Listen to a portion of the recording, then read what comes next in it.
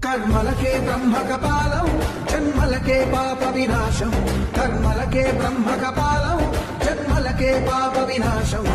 వ్యాసం ఇతిహాసం ఆ వ్యాసుడు ప్రవచించంగా ఖడ్గం గణపతిదై కురు చరితము విరచించంగా యజుస్సామరు అథర్వ శాఖలుగా ఓంకారేశ్వరి శ్రీహరి నగరి ఇదిగో రాబదరి